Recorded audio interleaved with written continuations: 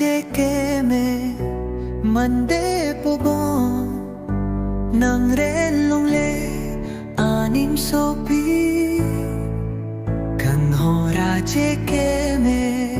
Mande Pobo Nang relongle Anim sopi Chitong longle Chitek longle pi Akan go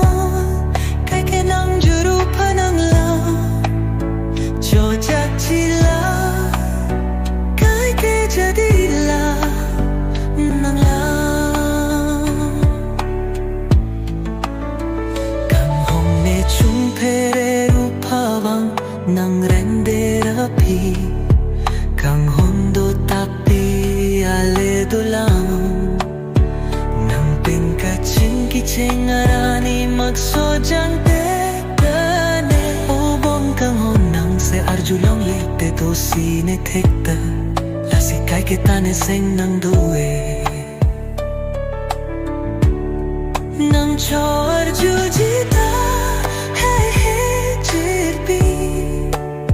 Jeheng no dak na puka pere ko piapi di sike dolang ma Nang panang relong jipa